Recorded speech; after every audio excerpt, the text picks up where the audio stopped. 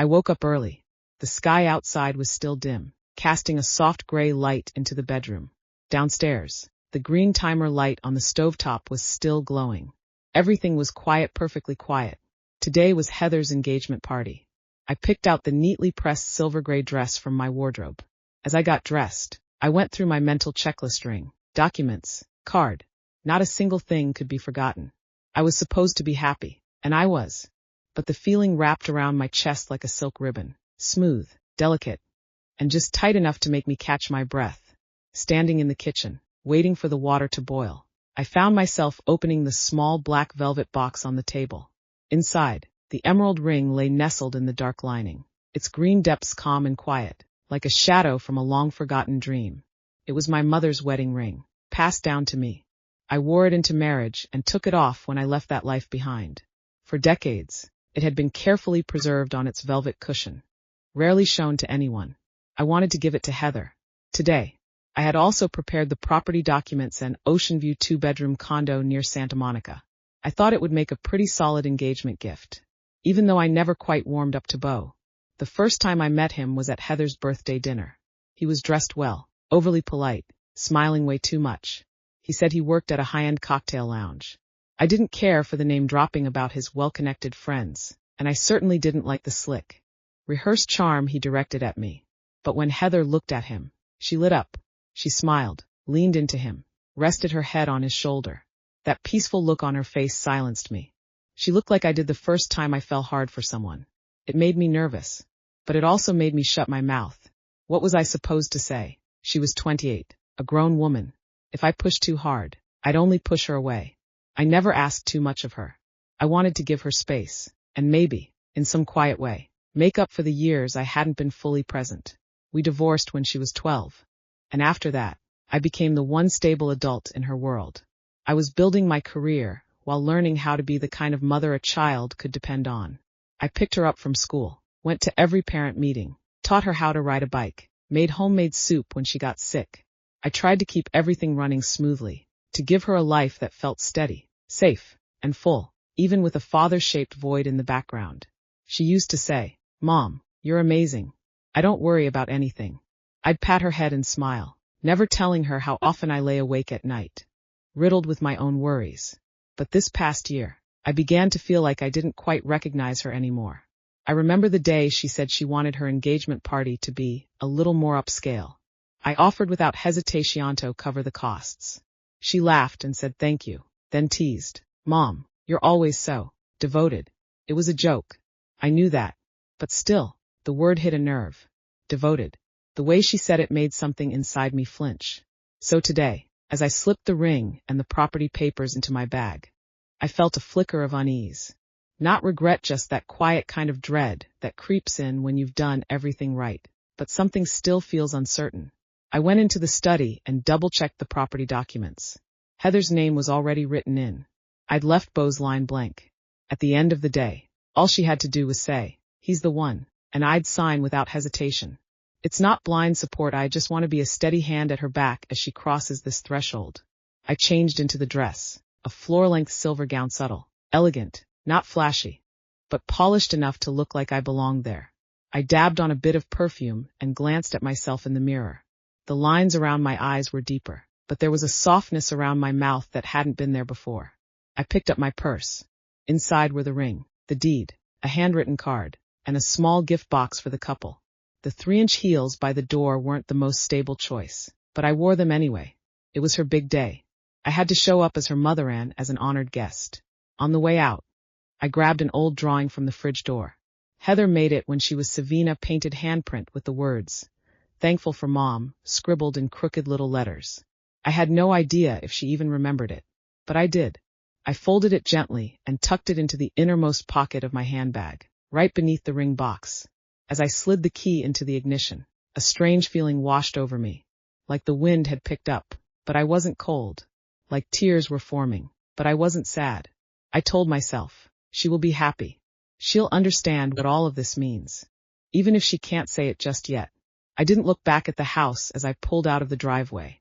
All I focused on was getting there early, checking the setup, greeting the guests, and being there when she needed me, just like I had, for the past 20-some years. I arrived half an hour early, but the venue was already bustling with setup. As I pulled into the parking lot, I spotted a custom banner hanging over the entrance. Heather You Beau Forever begins today. The letters were in a glittery blush pink that caught the light and made me squint. The event was being held upstairs at a local wine club, complete with a terrace. The mood was festive, and the place was already filling up. I walked in, holding the small gift box in one hand, immediately greeted by the heady scent of roses mingling with chilled champagne. Heather stood at the center of the room in a blush satin dress, her curled hair tucked neatly behind her ears, smiling wide. The first glance at her still-struck mesh was beautiful, more striking than I ever was at that age, glowing with the kind of bold confidence that belonged entirely to her generation. I was just about to walk toward her when she got swept up in a circle of toasts and laughter, oblivious to my arrival. It was Beau who noticed me first. He walked over from the bar with a practiced ease. "Edith," he said, arms open like I was royalty arriving at court. "You look absolutely amazing today." I gave a small, polite smile. "Hello, Beau." He reached for my purse to help, but his fingers paused when they brushed the box.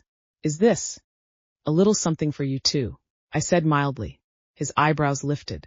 "That's so thoughtful." He led me toward a small table in the corner, cluttered with unopened gifts and a stack of paper cups. He set the box down casually, then called out, "Heather, your mom's here." Heather looked over. For a split second, the smile on her face dropped. Then, just as quickly, it reappeared, a polished, public kind of smile. "Mom, you made it," she said, coming over for a light hug before I could say anything. She immediately turned to a young woman in a nude slip dress. "This is my college roommate Katie. She's a fashion editor in New York now." I nodded politely toward Katie, but Heather had already turned to greet someone else with a toast. I stood there for a few seconds, trying to compose my expression. I wasn't hurt, just caught off guard. In that moment, she had introduced Katie with a title and career, but introduced me with nothing at all. I was just starting to move deeper into the room when I heard her call out, "Mom, can you top off the champagne?" I turned. Heather was waving with one hand and holding up an empty flute in the other, smiling like we'd rehearsed this exchange 100 times. Startled, I instinctively took the glass and walked over to the bar. The bartender gave me a wink. "Quite the crowd tonight, huh?" "Yes," I said evenly, keeping my voice calm. As I turned with the refilled glass in hand, another voice piped up, "Hey, the table by the window's a mess, can you wipe it down real quick? We need to take pictures there." It was one of Heather's friends. I didn't know her. She was perched on the arm of a sofa, pointing at the table with an effortless tone of entitlement, as if assigning a task to hired staff. I walked over. There were a few wet rings from glasses on the surface. I picked up a napkin and wiped them away. As I was setting the napkin down, someone beside me chuckled. "Your daughter's lucky to have a mom who helps out so much." I gave a faint smile, saying nothing. The comment got swallowed by surrounding chatter. I felt like an event coordinator, floating between conversations, but belonging to none. Katie passed by and murmured, "Beau's relatives are something else. They're really colorful." I followed her gaze. Several women in loud dresses and heavy perfume were huddled around Beau, giggling and cooing. He looked completely at ease, like he was in his element, center stage. And me, I felt like an extra who wandered into the wrong side of the set. Heather returned, balancing a glass of wine and a dessert plate. "Mom, the cake's here. Can you set it up? Just make sure it doesn't block the guest book." Her tone was breezy, like she was giving instructions to an assistant for the day. I carried the plate over to the table and began adjusting it when someone came up beside May, a distant cousin I hadn't seen in years. "Aren't you upset?" she asked in a low voice. I smiled faintly. "It's her day. I don't want to ruin it." She frowned but said nothing, heading off to get a drink. I stayed where I was, one hand resting on the edge of the table. The linen felt unexpectedly cold beneath my fingers. Heather's laughter rang out nearby, loud, polished, public. It was the kind of laugh I used to use when I worked PR events. A laugh that meant, "I'm fine. Everything's perfect." Suddenly, I remembered, the ring was still in my purse. So was the property contract. Both were meant to be given to her tonight. But now, I wasn't so sure anymore. I had thought those little commands were just offhand jokes, the kind that slip out during a hectic party.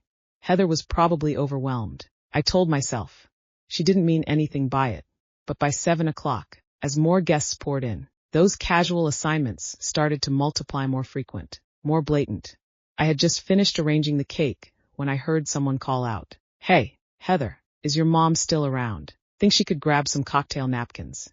Heather, standing nearby with a champagne flute in hand, laughed and replied, "She should besh great at taking care of things. Honestly, she's perfect for this kind of stuff. Ask away." She didn't even glance in my direction. Her voice had that polished party tone, effortless. Amused, she offered me up like part of the event staff. I didn't move, but before half a minute passed, one of Beau's friends, a woman in a tight sequin dress, walked over, waving her empty plate at me. "You're in charge of drinks, right? Could I get another Moscato?" I hesitated, caught off guard. Before I could respond, Heather approached with a tray full of champagne. "Mom," she said breezily, handing me the tray. "These are for Beau's friends. Could you take them over? They're kind of stuck in a weird spot, and it's getting crowded." I instinctively reached for the tray. It was cold in my hands, the glasses chiming lightly. I remembered the last time I'd carried a tray like this 20 years ago at my company's final product launch. Back then, I'd worn a tailored suit and held the microphone. I was the one running the show, not the one summoned to serve. Heather didn't notice my silence. In fact, she added with a smile, "You've always had steadier hands than me. Just don't spill it." A few people chuckled. I couldn't tell who started it, but the laughter had that weightless cruelty to it, good-natured on the surface, but built on a kind of casual disregard that stings when you're on the receiving end. I walked the tray through the crowd, toward Beau's group. Most of them looked like old bar industry friends, loud, flashy, arms flailing mid-joke. A girl who couldn't have been older than 21 took a glass from me and winked. "This party is so sick," she said. "Even the staff is high-end." I said nothing, just smiled, the kind of smile that holds too long, until your cheeks go numb and you can't quite remember how to stop. On the way back, I noticed Katie standing near the window. She was looking at meekward, unsure, then quickly turned away, as if embarrassed to be caught watching. I gave her a nod. It might have been the only gesture that evening that came from my own will. I sat down near the edge of the room to rest, only for someone to come over and hand me a stack of dessert plates. "You seem to know how this place works. Where should we put the sweets?" The way she said, "You seem to," made it sound like I'd always belonged to the behind-the-scenes crew of this party. Before I could answer, another voice cut through. "You guys need to stop." It was my distant cousin. She stepped out from a corner of the room, eyes on Heather. "That's her mom, not a staff member." Heather paused for a beat, her smile stiffening. "Oh, come on," she said lightly, linking arms with the cousin. "Don't be so serious. My mom loves helping out at events. She's super detail-oriented. She did all my birthday parties by hand when I was a kid." She said it with a lilt, a joking tone, but she didn't look at me. I felt my fingers tighten around my purse, knuckles turning pale. I knew she didn't mean to be cruel, but the way she handled me as if I were a convenient extra, a well-used tool, left no room for dignity. I stood up and said softly, "I'm going to get some air." No one stopped me. No one followed. I stepped out onto the terrace. The second-story breeze tugged at the hem of my dress. I opened my purse. The velvet ring box lay quietly inside. I took out the ring and held it in my palm. It was cold like the night air. It cleared my mind in an instant. I thought of myself that morning, carefully choosing my dress, double-checking the documents, tucking in the card that said, "Mom is proud of you." I had believed that if I could just be gentle enough, thoughtful enough, I could earn a place as someone truly respected in her life. But right then, I finally saw it clearly. I'd never been more than her fallback. Always the reliable plan B. I took a deep breath, placed the ring back into the box, and shoved it to the very bottom of my purse, pressing it down hard. I didn't cry. I didn't rage. I just sat there, watching the daylight fade, while a single thought quietly took shape in my chest. Enough. I had no idea how long I'd been sitting out on that terrace. The chill on the back of my hand finally drew my attention to the ring box, still clutched in my fingers. Inside, the lights were still blazing, the music and laughter pouring through the glass doors in golden bursts. It looked so warm, so alive, but I knew I didn't belong in that warmth. I stood, slipped the box back into my purse. It felt like completing a ritual, not an exit, but a reclamation. I walked down the stairs, said nothing to anyone, and quietly drove home.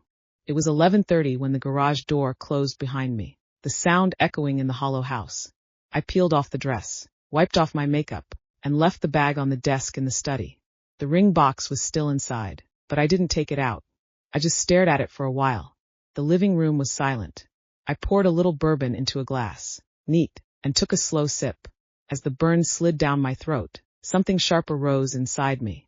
For the first time, I asked myself plainly, was I loving here or was I trying to make amends? I thought back to when Heather was 12, our first real fight. She wanted to spend the summer in Europe with friends, but I couldn't say yes. I had just been assigned to manage a major PR crisis. It was a 15-hour-day kind of job. I couldn't get away. She slammed her door and didn't speak to me for 3 days. I chalked it up to puberty at the time, but looking back, maybe that was the first moment we tipped off balance. After that, I tried to make it up to her. I didn't want her to wake up one day and decide I'd failed her. So I did what I could. I put her in the best schools, bought her first car, even paid off that maxed out credit card when her startup tanked at 22. She never once asked me if I wanted to. I accepted her dependency. I tolerated her entitlement. I called it love. But tonight, standing in a room full of strangers, holding a tray of champagne and being mistaken for staff while my daughter smiled and let it happen, something finally clicked. I wasn't a mother to her. I was a utility, a plug-in module in her life's operating system. The phone rang as I was flipping through the property paperwork. The screen lit up with Carl's name, an old friend of mine, a lawyer. I hesitated, then answered. You're still up. His voice sounded mildly surprised. Just got home.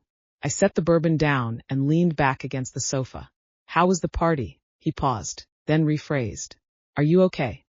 I took a few seconds before answering. Carl, I think I finally realized tonight that I've spent the past 15 years doing something incredibly stupid. What's that? Confusing love with duty.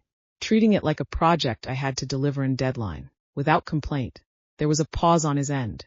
Then, gently, Edith, you're not the only mother to make that mistake. I let out a dry laugh. I just didn't expect it to be that obvious. She let her friends call me the server, had me wiping tables and delivering champagne, said I was the best at this kind of thing. Right there, in front of a whole room of people watching. Carl swore under his breath, then said, that's not just a parenting issue. That's a boundary issue. You need to protect yourself. I know. I looked down at the file on the table. I've decided not to give her the house, and I'm not handing over the ring. Saying it aloud felt strangely calm, like a decision that had been waiting inside me for years.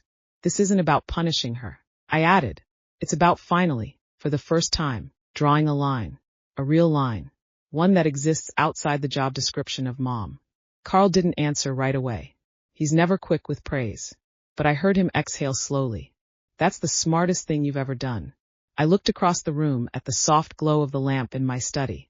I was going to give her the documents tonight. I said, tell her, welcome to your new life. But now I think, she's not ready for a life that requires accountability. I could hear Carl flipping through papers on the other end, as if he were taking notes while listening. If you're planning to change the estate terms, I can look over the paperwork. Not yet, I said quietly. Right now, I just need to deal with how I feel. Tonight was the moment I realized I need to stop cleaning up after her. Carl didn't say anything at first. Then I heard a low, quiet laugh through his nose. How late are you planning to stay up? He asked. A little longer, I guess. Don't worry, I'm okay. I ended the call and rested my hand on the arm of the couch. My eyes drifted to the card I had tucked back into the drawer. Mom is proud of you. Tonight, those words felt almost like a punchline. It's not that I'm not proud of her. It's just that for once I am finally ready to be proud of myself. The next morning, just as I poured my first cup of black coffee from the machine, my phone buzzed. Heather's name flashed on the screen.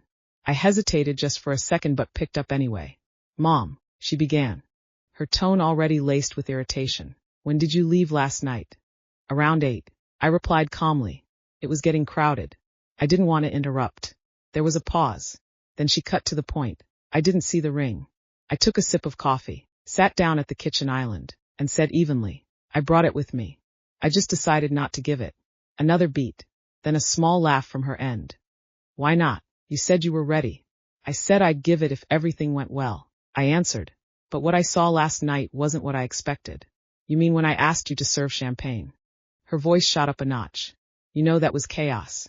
It wasn't personal. It wasn't just that, I said, setting my coffee down.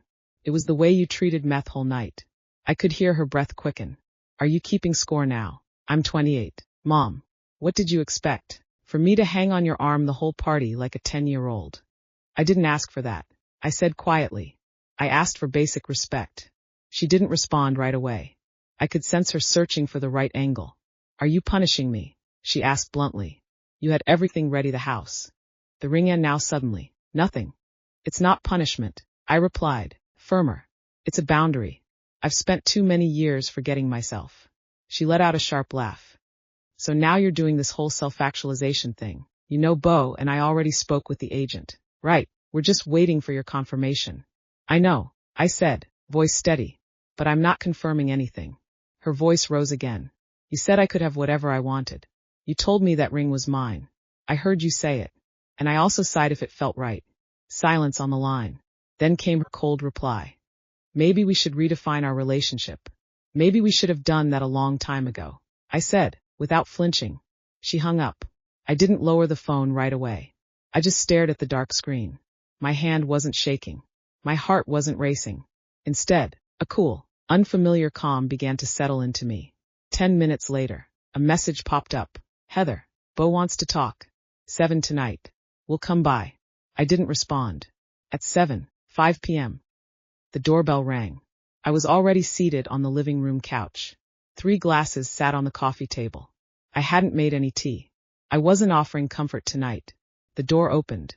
Heather walked in first, wearing an even stiffer, more rehearsed version of last night's smile, as if our morning phone call had never happened. Hi, Mom, she said, setting her purse down. Bo wanted to speak with you. Bo followed, looking every bit the polished professional suit, polished shoes, slicked back hair. He took a seat, fingers interlaced over his knees, wearing the expression of a man about to negotiate terms, not speak to family. Edith, he began, his voice drenched in fake sincerity. We understand you had some concerns about last night. That's valid. But we'd like to ask you to take a long-term view. I said nothing. He continued. We've already contacted a realtor, lined up contractors. If you pull back now, it puts us in a really tough spot. Heather chimed in, her voice harder. You know the market's rising. We plan to lock this down this month. I finally spoke. Your problem isn't that you don't have a house. It's that you assumed it was already yours and that I was just the one covering the costs. Heather's tone sharpened. Didn't you always say you wanted me to be happy? I finally find someone to build a life with. And now, when it matters most, you pull the rug out from under me. We already told the realtor you'd be covering the down payment. She leaned forward. Because of a few jokes, you're seriously backing out over that. It's not about the jokes, I said softly. Her face hardened. She let out a bitter laugh.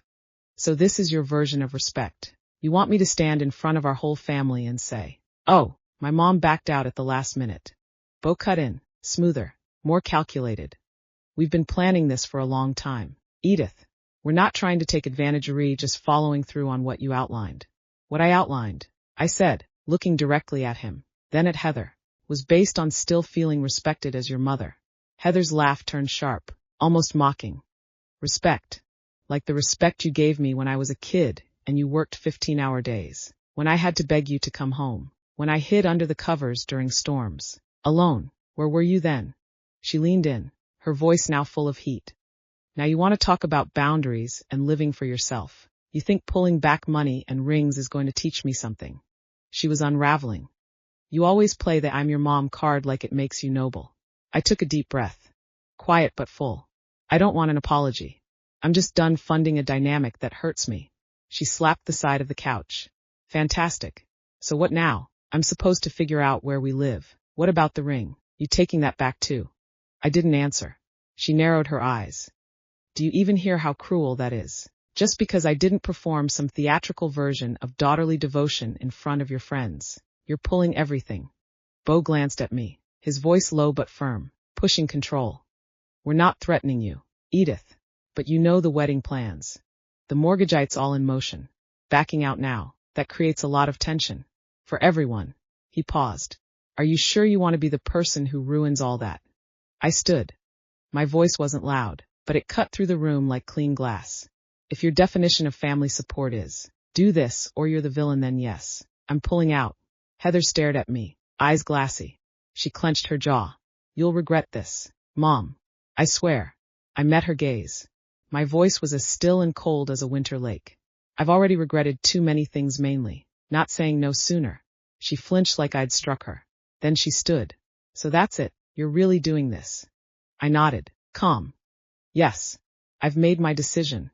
Bo touched her shoulder. Murmured something I couldn't hear. It sounded like an attempt at damage control. I didn't say another word. I didn't need them to understand. That moment, I realized some relationships start off unbalanced and the mistake is believing you can carry the weight forever, alone. They left soon after. As the door clicked shut behind them, I sat back on the sofa. The 3 glasses on the coffee table still stood where I'd placed them, untouched. I picked up the one meant for Heather and poured it down the sink. I had no idea what time they left that night. But I could imagine Heather's face as the door clicked shut behind her tight, contorted with the frustration of someone who wasn't used to hearing no. After that, I didn't take her calls. 3 days later, she showed up at Calvin's office. Calvin, my ex-husband. Her biological father. I heard about it afterward from someone we both knew. Calvin had recently married his 4th wife, and now lived in a smart home in Silicon Valley, complete with a pool and AI-controlled lighting. He and Heather hadn't been in regular contact for years, not even Christmas cards exchanged anymore. She sat on the leather couch in his office, trying her best to sound warm and casual.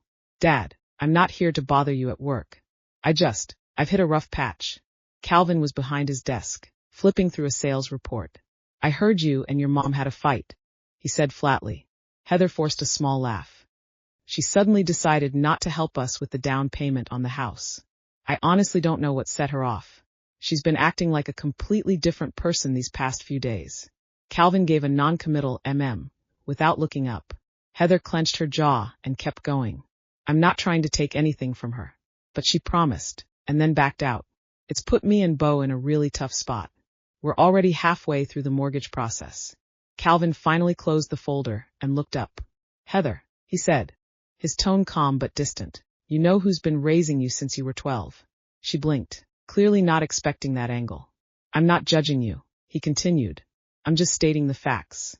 For the past 20 years, your clothes, your education, your daily life, that's all been her. Me, sure, I wired money once a year. But you and I both know that was symbolic, not involvement. Heather opened her mouth, but no words came out. Calvin stood and walked over to the window. I've moved on. I've got a new wife now. She's even thinking about having a child with me. I don't want to get pulled back into the financial mess of a previous marriage. Heather's expression hardened.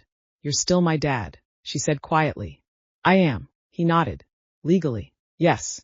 But let's not pretend we have a real father-daughter relationship. And you're not a kid anymore. What you want is for someone to take responsibility for you. That role's been filled and it wasn't me. He turned back to face her.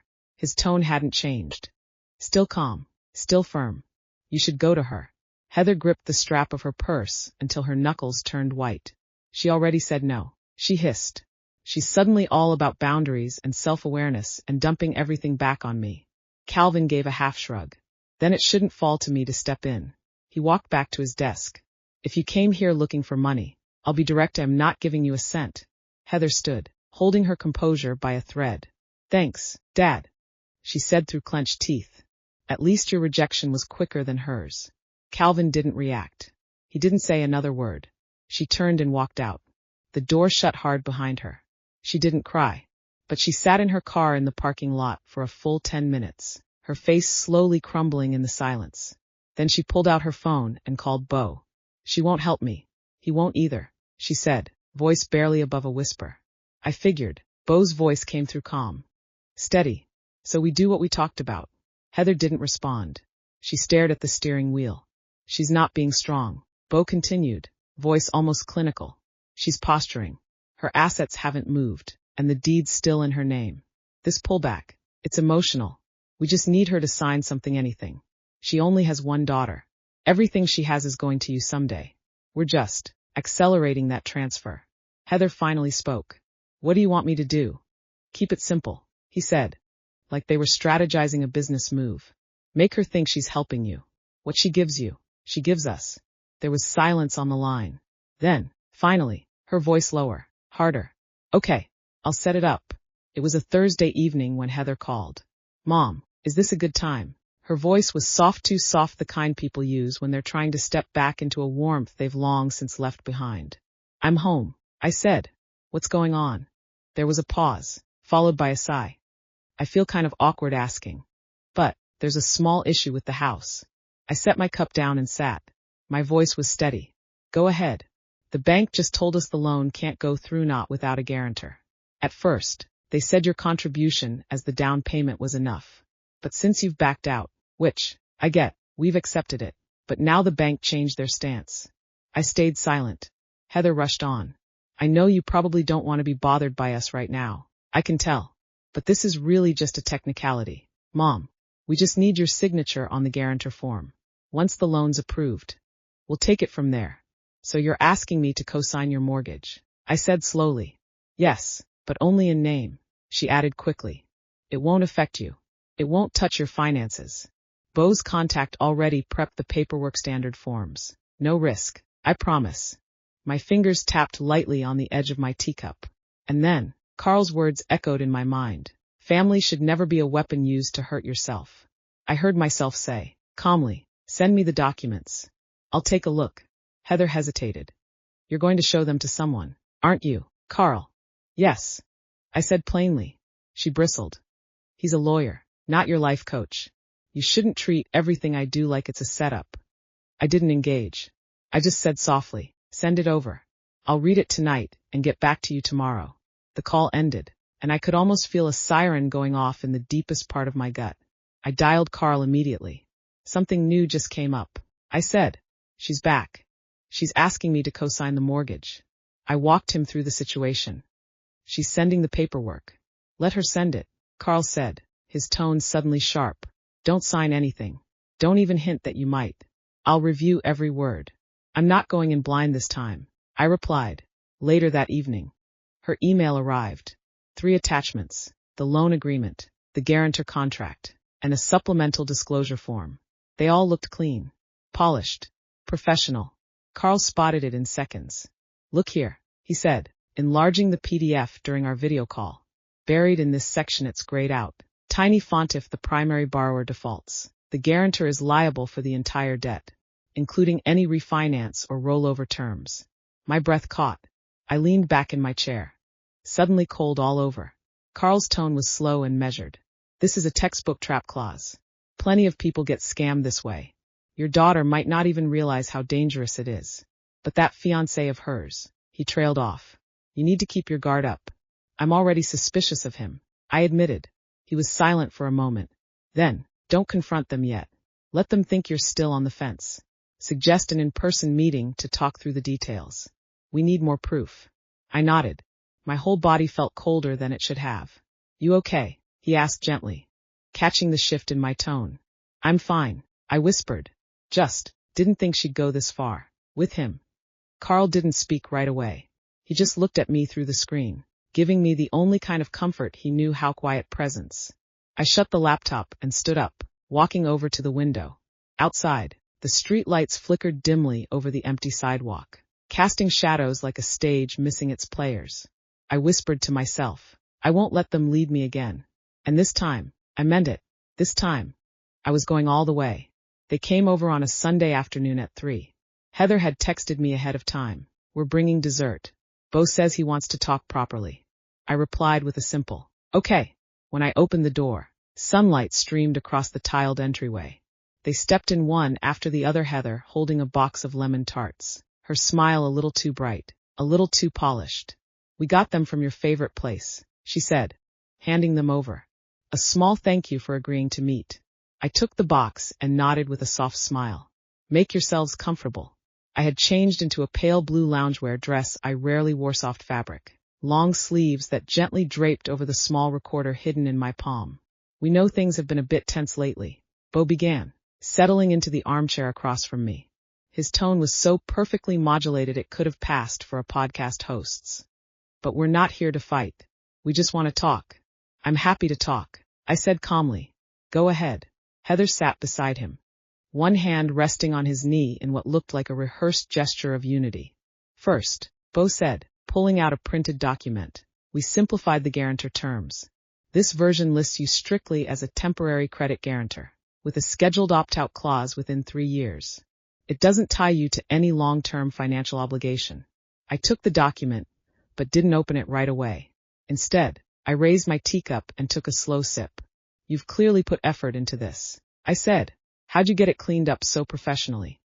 Heather jumped in. Bo reached out to his cousin. He works in lending, had access to some templates. Legit sources? I asked, eyes steady. Of course, Bo replied smoothly. You're welcome to call and verify. I nodded, flipping to the second page. You know I have a lawyer friend, right? Carl, right? Heather grinned. I've always kind of thought he had a thing for you. I didn't respond. I'll have him review it, I said. Bo nodded, still cool. Absolutely. Transparency is important. We've got nothing to hide. Heather added quickly. And this isn't just for use-its for our future. You've always said you wanted me to have a stable home. This is it. Right here. I closed the folder gently. Are you sure this is truly what you want? Heather blinked. What do you mean? No hidden meaning. Just asking. Do you think I'm being paranoid? She opened her mouth, but whatever she meant to say never came out. I reached into my bag and pulled out a pen, tapping it lightly against the folder's cover. You know, over the decades, I've probably written fewer press releases than I have contract reviews. I looked up at them soft, but direct. I've seen beautiful language hide the ugliest intentions. Bo smiled, unbothered. That won't be the case here. I hope not, I said, slipping the folder into a larger document envelope. I'll send it to Carl tonight. If everything checks out, I'll sign. Heather let out a quiet breath, like a weight had left her shoulders. They didn't stay long. A little after 4, they stood to leave. I walked them to the door. Heather glanced back at me, her eyes held something layered. Gratitude. Maybe. Or the cautious look of someone wondering how close she'd gotten to being caught. Once they were gone, I placed the envelope on the coffee table and picked up my phone. The screen glowed with a blinking red light. Recording. Still running. I saved the file and sent it to Carl. Less than a minute later, his reply came through. This version is smarter. They removed a few key liability flags, but the trap is hidden in the attached declaration page. You did the right thing. I leaned back on the couch and closed my eyes. Between the audio, their verbal assurances, the printed file, and their willingness to proceed, it was all in place. The chain of intent was complete. What I had now wasn't just legal leverage. It was clarity. A clear line marking how far they were willing to go. Sunlight slipped through the edge of the curtain, touching the tips of my fingers. I looked down at my hands that once cooked her meals, signed her school checks, paid her tuition. Now, they could just as steadily press record. I didn't cry. I didn't feel hate. Just a sharp, unwavering clarity I had never felt before. The morning after Carl reviewed the documents, he sent me a single-line text. We need to talk in person. That afternoon, we met. He didn't say much. He simply handed me a printed sheet, several critical clauses underlined in red, all tied to the guarantor risk, property exposure, debt inheritance, quiet triggers buried in legal footnotes. I didn't ask for more. Carl had already seen what needed to be seen. The rest, I had to face for myself. Heather called not long after. Her voice was sharper this time, thinner, edged with urgency. Mom, did you finish reviewing the papers? Can you sign? We're really out of time. I only said, come to my place tomorrow at 3. We'll talk face-to-face. She paused for 2 seconds, then said, okay. At exactly 3 o'clock the next day, the doorbell rang. They arrived together. No box of pastries this time, no rehearsed smiles. Heather wasn't even fully made up, just a few quick strokes at the corner of her eyes. Like she'd been up all night. They sat on the couch. I placed the folder Carl had marked up in the center of the coffee table. I've read through everything, I said. Heather's eyes flickered, but she tried to keep her composure. So, when will you sign? I looked directly at her. I won't be signing. Her face changed in an instant. Bo raised an eyebrow and leaned back like he was trying to stay calm. Edith, I don't understand. We've already discussed this. It's just a formal guarantee. Then why bury the fine print? Why include clauses about asset authorization? I wasn't yelling, but every word hit the room like the crack of a gavel. Heather opened her mouth, clearly ready to argue. I raised a hand. You know what's in that document, Heather. Don't pretend you don't. Her expression froze like she hadn't expected to be called out so plainly, but then she shifted into wounded mode. You don't trust me. Is that what this is? Her voice rose. You think I meant to trick you?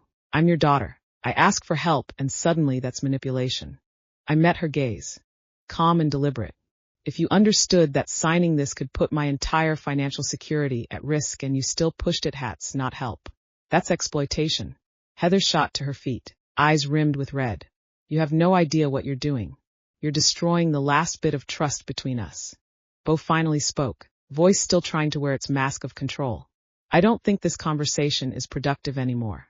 If you're unwilling to collaborate, fine, but don't treat us like criminals. I calmly reached into the drawer beside me and pulled out a transcript and a recording device.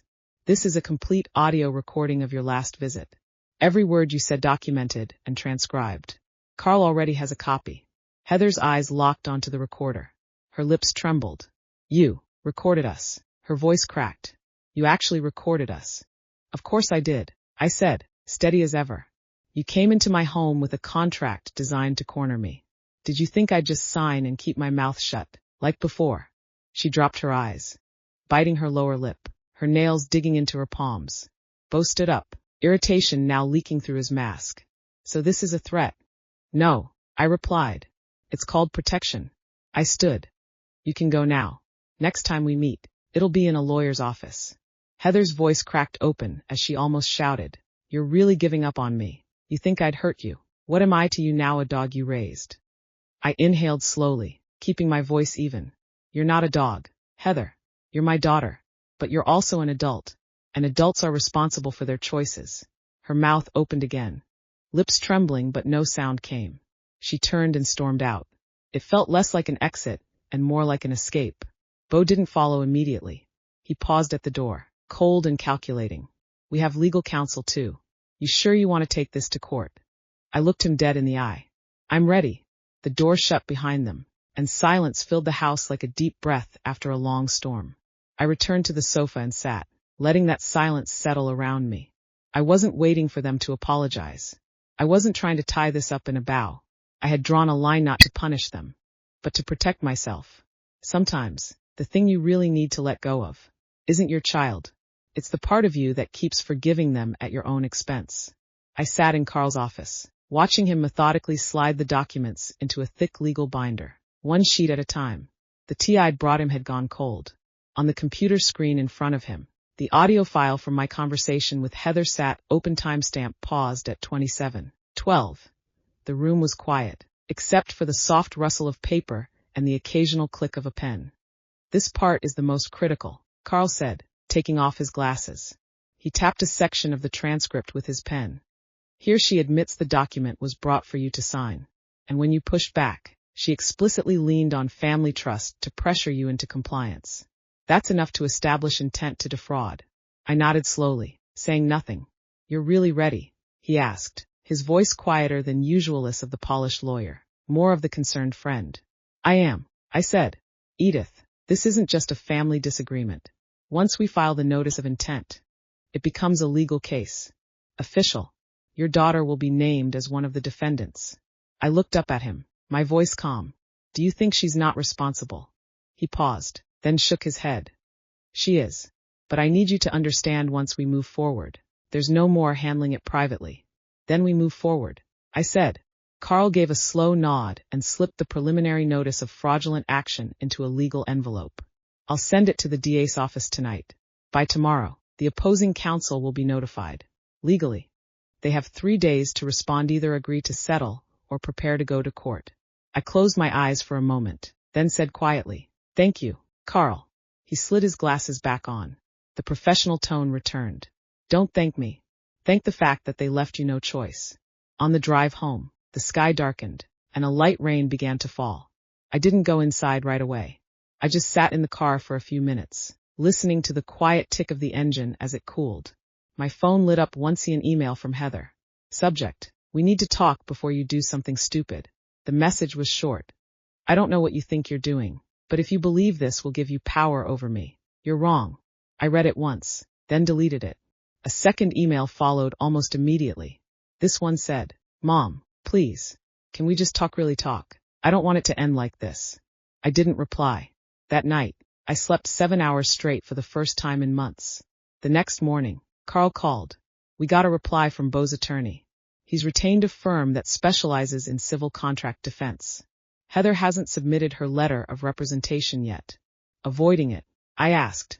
Or, he said, she's finally realizing how badly her fiancé played her. I nodded.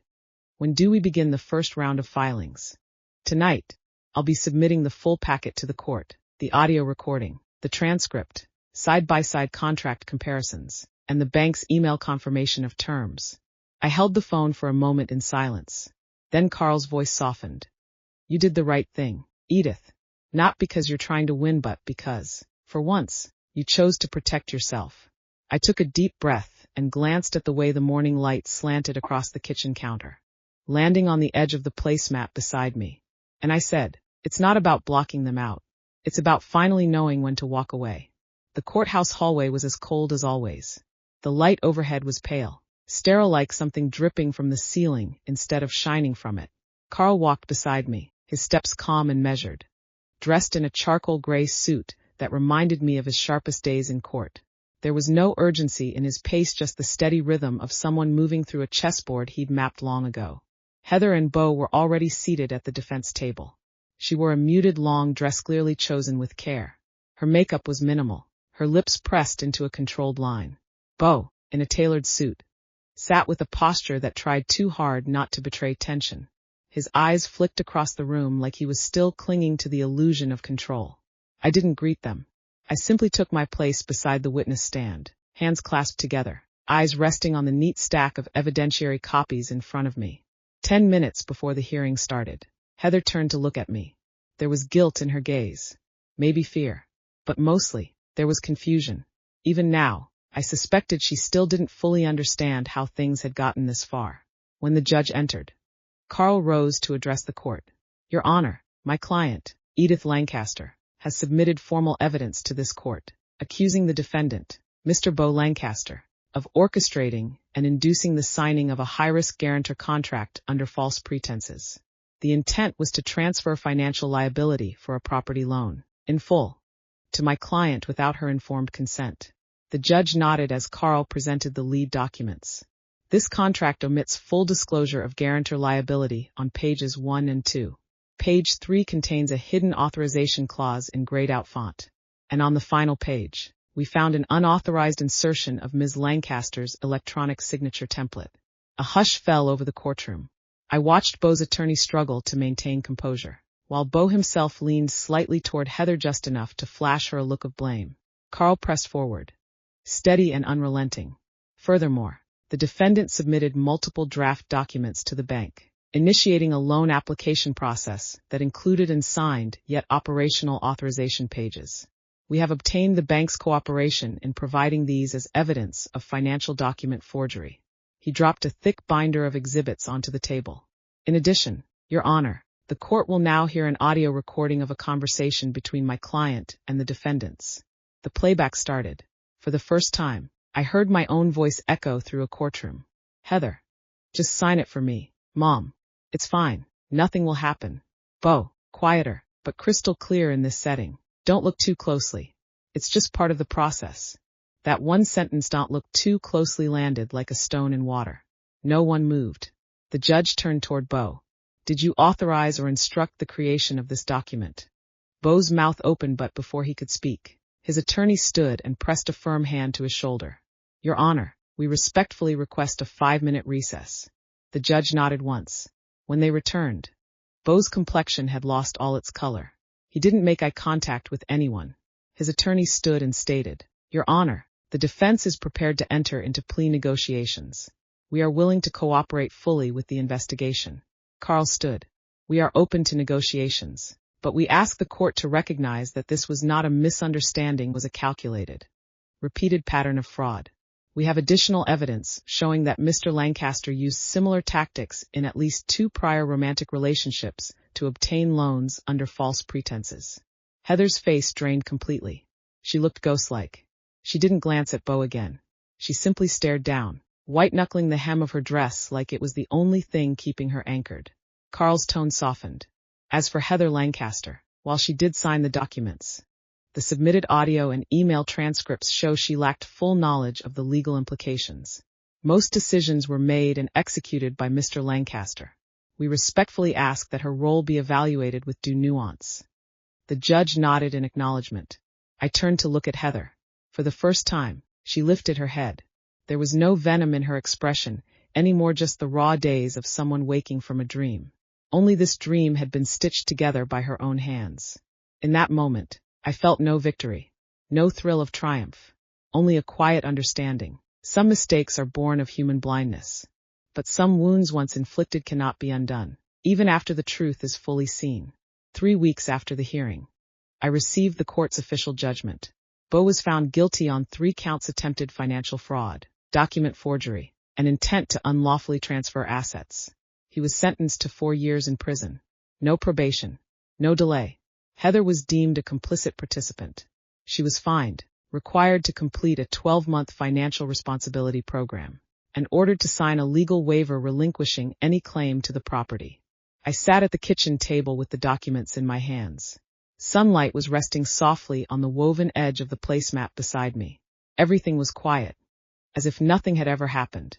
But the house felt different. I didn't return the ring box to its usual place in the cupboard. Instead, I buried it at the bottom of my safe, under a stack of legal filings Carl had helped me organize.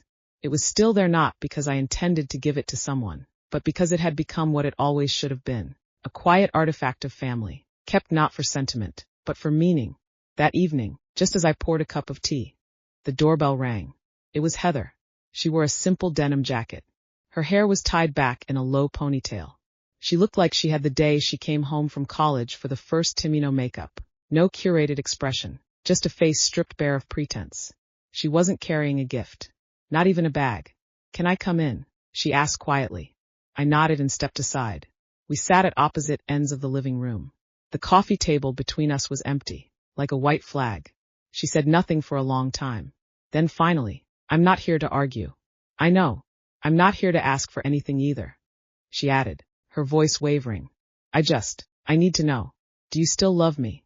I looked straight into her eyes. The girl I had raised. The one who once drew rainbows on the back of my hand with scented markers. Now all grown up, guarded, hurting, and quietly desperate for something she couldn't name. "I will always love you, Heather," I said, "but I'm done cleaning up after you. That isn't love." She bit her lip. Her eyes went red. "You were so final back then. I thought you were cutting me off for good." "I wasn't cutting you off," I said softly. "I was giving you back to yourself.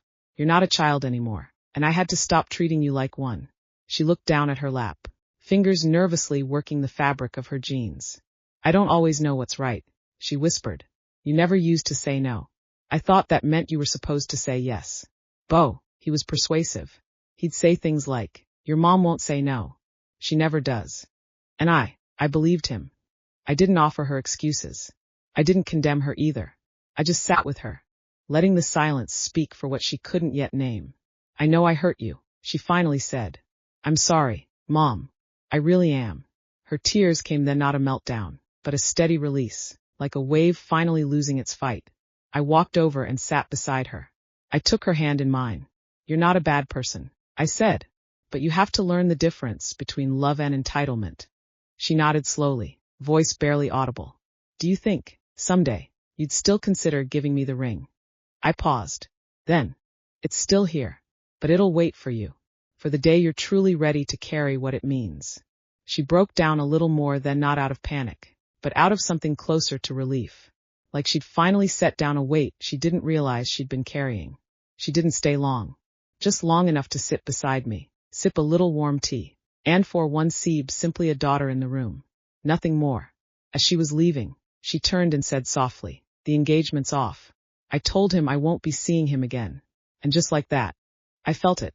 A lightness. Not joy. Not even closure. Just light. Like it was the first time in decades I was living a life that wasn't shaped around someone else. A few months later, I joined Carl's community legal outreach program. I started helping with property fraud prevention seminars for seniors.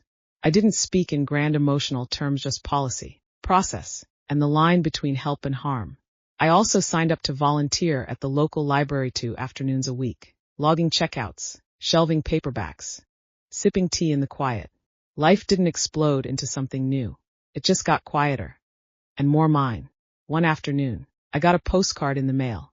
It was from Heath, a photo from a financial literacy course she was attending. On the back, in her handwriting, was a single sentence. I'm learning. And if you're still watching, I want you to know.